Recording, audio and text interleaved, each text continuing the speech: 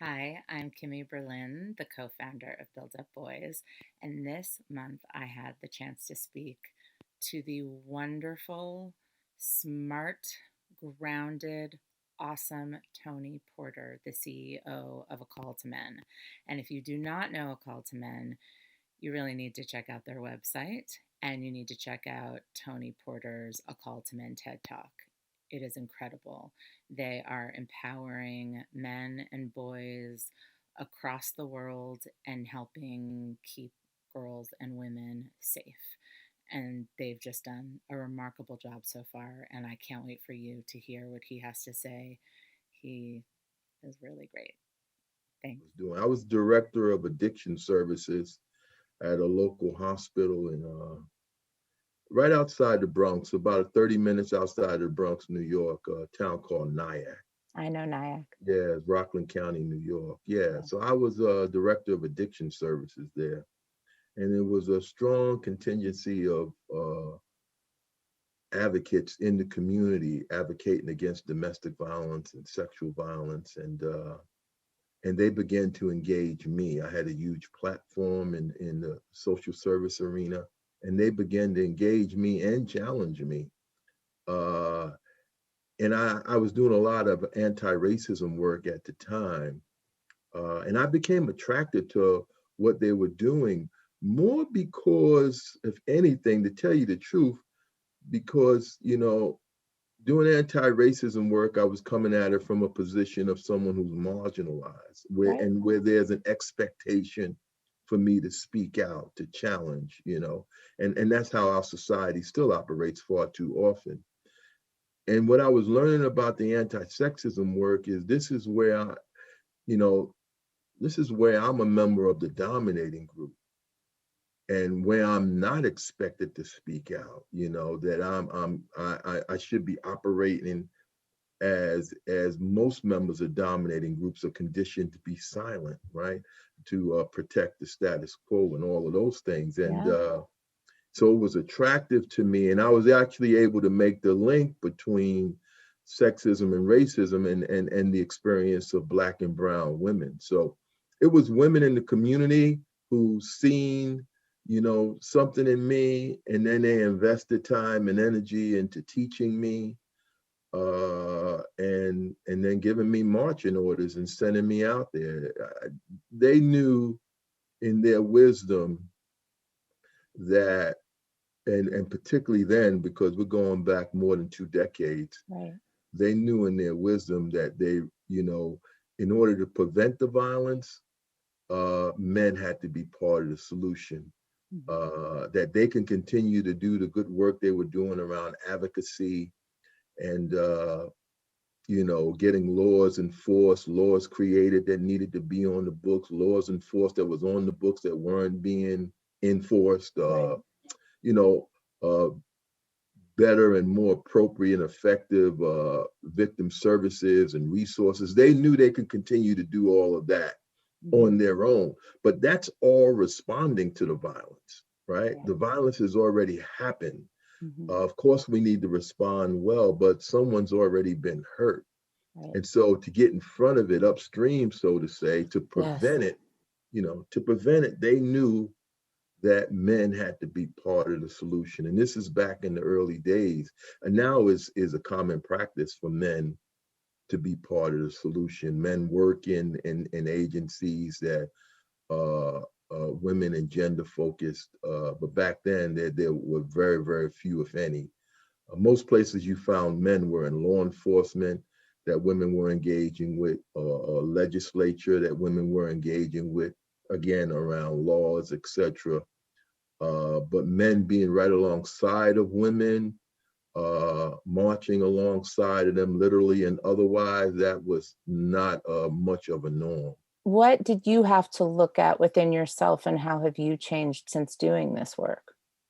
Well, is real clear. I mean, I was part of the problem, uh, and it really helped me guide me to in the creation of a call to men in understanding the importance. See, there's a minority of men who actually perpetrate the violence. Same as if we were looking at any other form of group oppression, there's a minority of white folks who actually perpetrate As we just uh, saw, right? the racism that we see, the not racism in general, but the actual violence, right? Yes. It's a minority, but the focus really needs to be on that majority, right? The majority of men who don't perpetrate the violence, but we actually create the fertile ground for the violence to exist. And that started to become my thinking. I spent a lot of years with these women working with men who were abusive, Right. right? And it began to, click for me as all of the information that we're sharing with men who have been sent by way to courts and whatnot to address violence they perpetrate against women, this information needs to be shared with men in general. Right. And we're talking to this minority of men because it is a minority of men in comparison to the rest of us.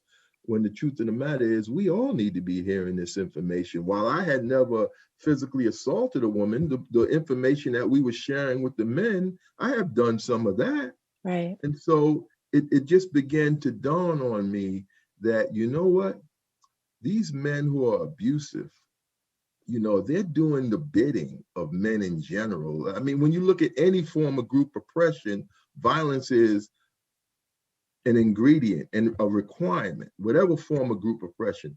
So these men who are perpetrating violence against women and girls, being a minority of men, are actually doing the bidding of the majority, right? That's They're interesting. holding the oppression in place, and then we walk around and in that privilege and benefit from it. And so my thinking was, I need to talk to men in general, because and the truth be told, we're creating the fertile ground for the men who are abusive to be who they are, right, in our presence. And so that was the launching of a call to men, not to intentionally talk to men who are abusive, but to talk to the majority of men who would say they're not, and by way of law, or what we define as law, they're not. If they're not putting their hands on women or harassing them and doing these kind of things. But so much of our culture of how we define manhood, be it promoting less value in women, women as the property of men, women as objects, particularly sexual objects, if we made that an equation, less value plus property plus objectification, that equals a culture of violence against women and girls. And you'd be hard pressed to find a man that's never done any of that. Right. I'm interested in what you think the link is between the power being vied for, race, and masculinity. I'm interested in that intersection and wondering if you have any thoughts on that. Well, they all connect. Yeah. We truly believe we've historically, and coming from a anti-racism background, Yeah. I brought that to the work of a call to men. It was very much the foundation of our work. Uh, what we've always called the intersections of group oppression, that they all connect up together.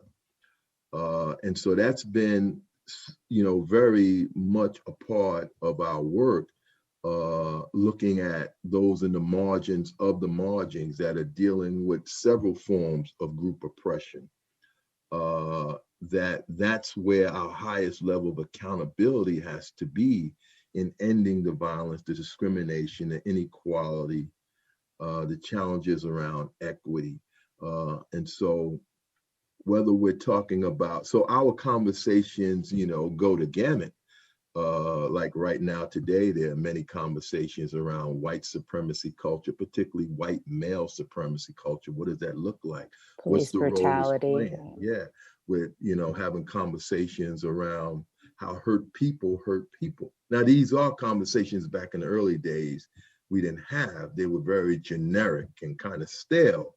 Uh, but today we talk also a lot around the trauma that men of color are experiencing in their lives, and how does that then translate into violence against women, and particularly women of color in their communities.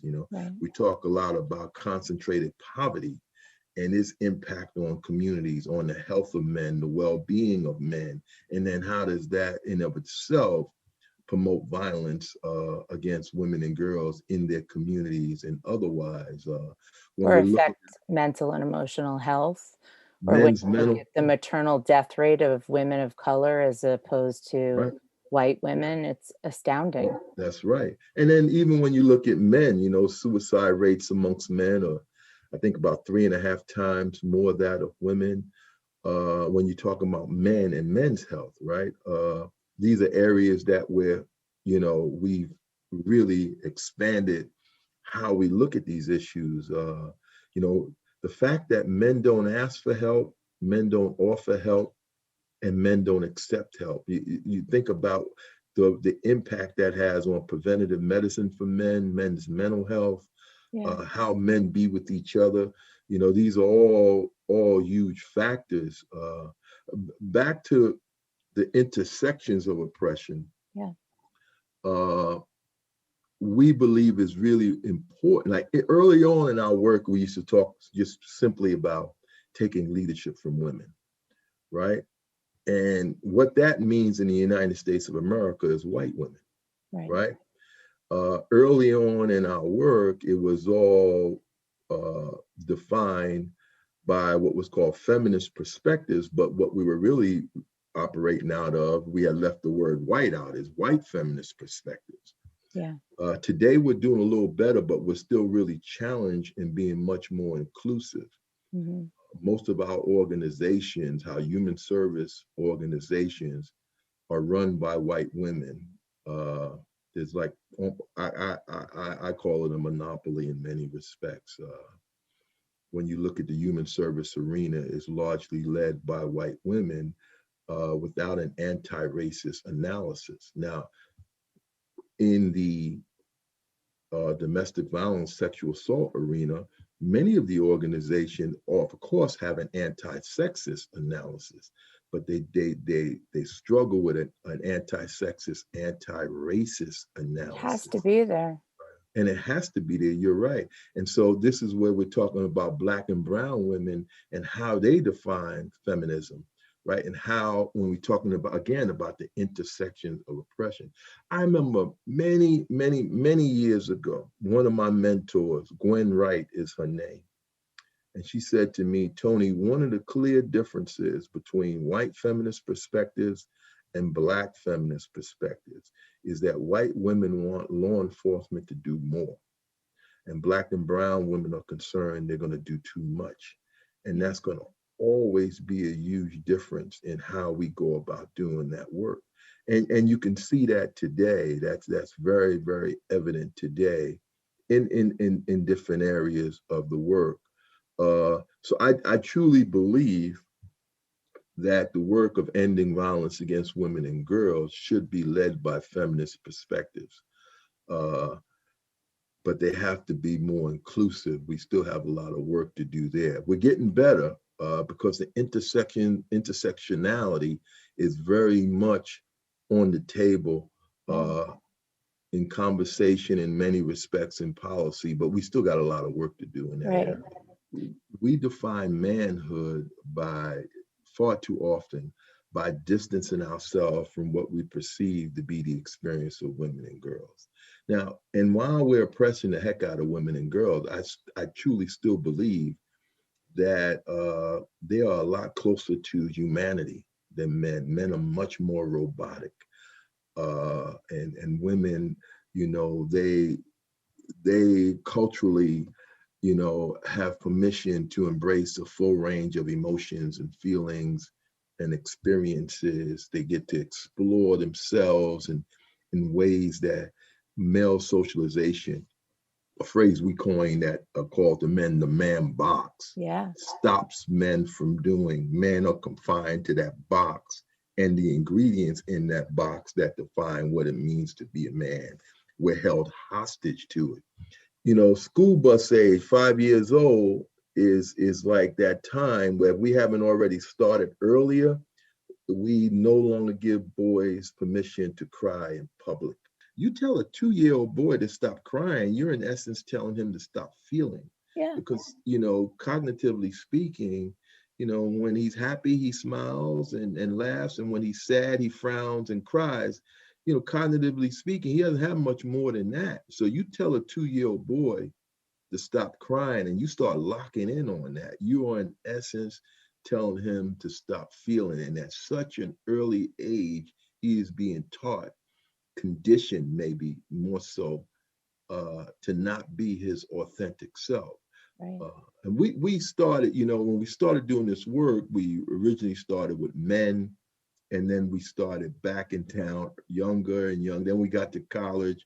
We have a curriculum that we use in high school and middle schools, Live Respect, Coaching Healthy, Respectful Manhood. And we just come out with a book called the Book of Dares. Is a collection of 100 original dares that, how boys are taught to, I Yeah, I dare you to love do this, I that. dare you Yeah. to do that, so now the Book of Dares is really daring boys to be their authentic selves. And it's I pretty love much, yeah, that. yeah, it's a great idea. And it's,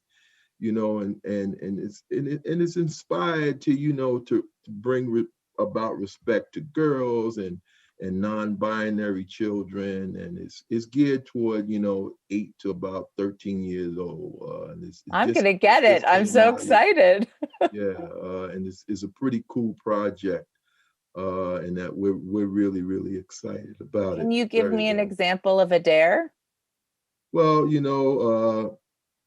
in a Book of dares, a dare would be like, dare to cry when you're feeling sad. Oh, You know, wow. uh, dare dare to dare to stand up to boys that teasing a girl, right? Right. Dare to stand up to a bully and tell them it's not okay. Those kind of things. And then there, conversations that you can have with the young people around the dares.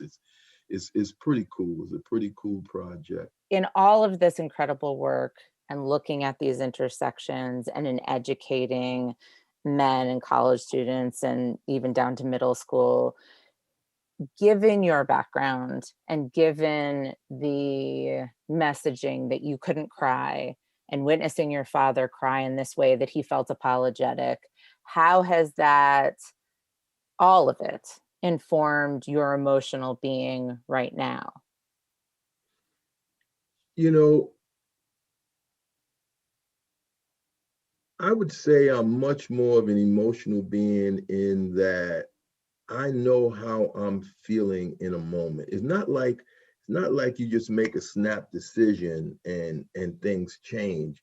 It's really, really knowing when I'm scared, right? And being able to say I'm scared. Yeah.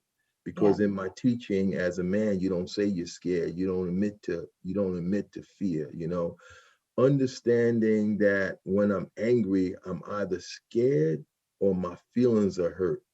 That, you know what I mean? That when I'm immediately pissed off, Yeah. I can, like, really, it's a pause. There's a pause in there that says, what's going on right now?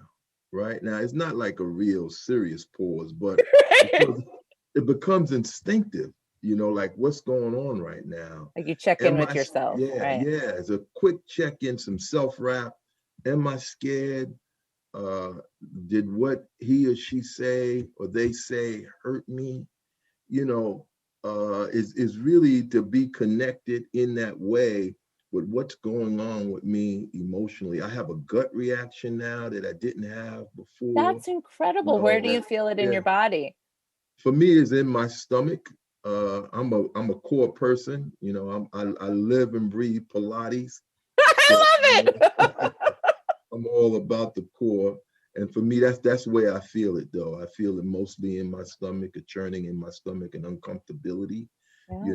about what's going on with me at the moment. So yeah, I have feelings all throughout my body. And I want to also say I'm not perfect Oh, at I mean, all. it's a journey, right? For the rest of I our could lives. shut it down. I still, yeah, I You're still like, have that I still man have strength. access to I that. don't Yeah. I don't want to I don't want to do that today. I want to do man box today. I want to just be pissed and operate. You know what I mean? But I think the difference between me and other men is not that I got it all together, Yeah. is that I'm not on remote control. You Right. know, I know where I'm at and when I'm doing it. I know how I'm feeling. And then it's my choice to, deal with that appropriately or to deal with that inappropriately. And it's Uh, conscious, and then you're self-empowered. a much higher level of consciousness, just no longer just doing tradition, Right. right? For many of us as men, we're just doing tradition, what was taught and passed down from generation to generation to generation. And that's why I love young men today, male identified folks.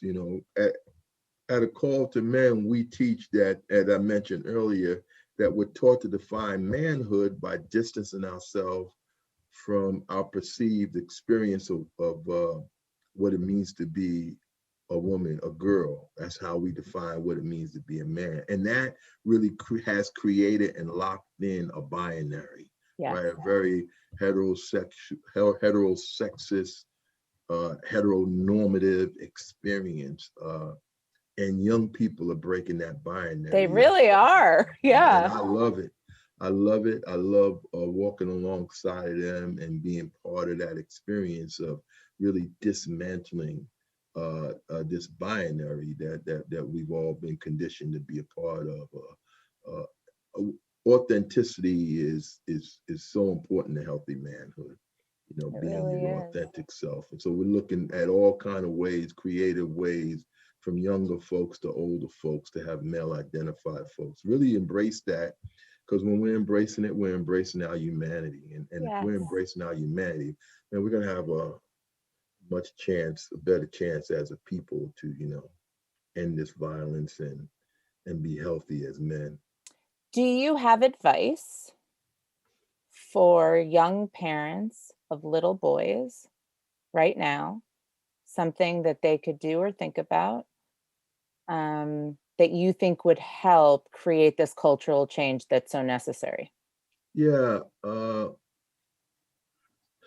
of it is your work, like I mentioned, our book is a lot of information out there now for young parents that wasn't out there in the past, right?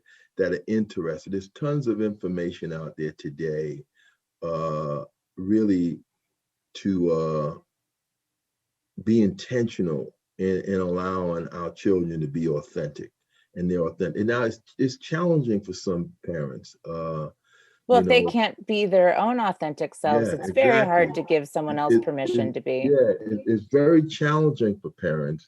So they really got to get on their own journey first, Yes. and it could be equally as challenging for men as for women. Women are, raising sons. They're attempting to raise a son that's going to be respected by other men.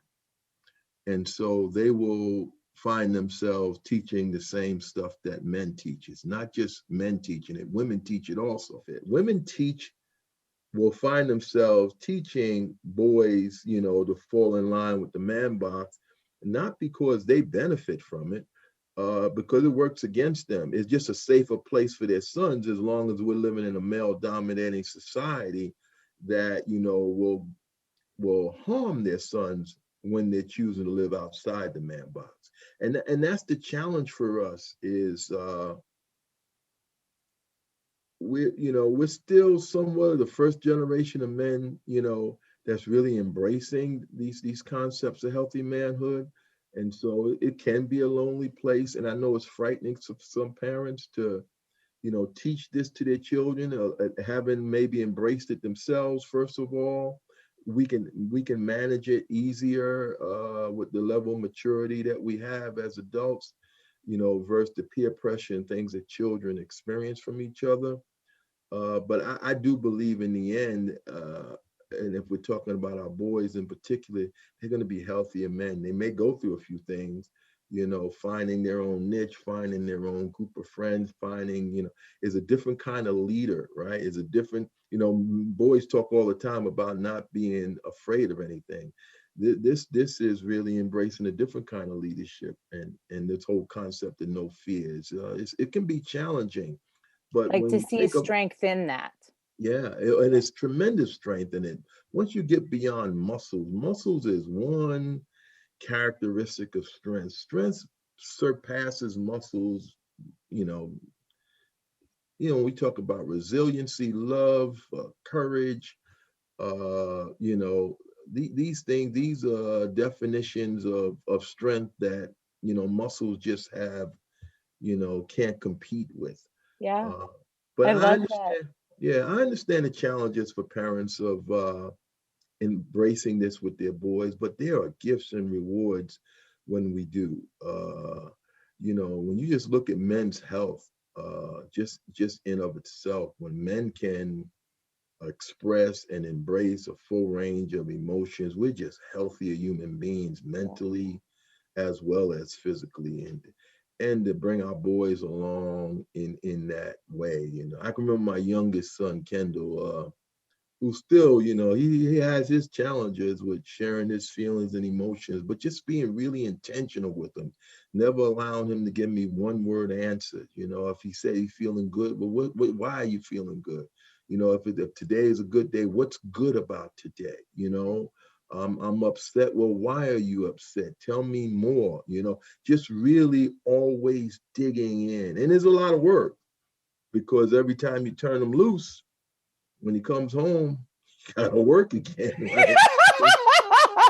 Society is society is shutting that boy down, right? So you It's gotta so you gotta hard. you gotta be in it. I've always been one to say to parents, it's not whether our children are learning, they're learning. Just because we might be silent doesn't mean that they're learning. And socialization is what you're being taught, Right. right? And we're making a decision as to who's teaching our children by way of being right in the mix or being silent. Doesn't mean he's not learning; he's just not learning from you, Right. right? And we have to ask ourselves, where are we at with that? Don't think for a second they're not learning. They're absorbing like crazy, much more than we did, because the information is coming at them fast and furious from 100 directions. Oh, Yeah. they're learning. Question is who's teaching them. We appreciate you and look forward to having a long relationship with you. Oh, me too.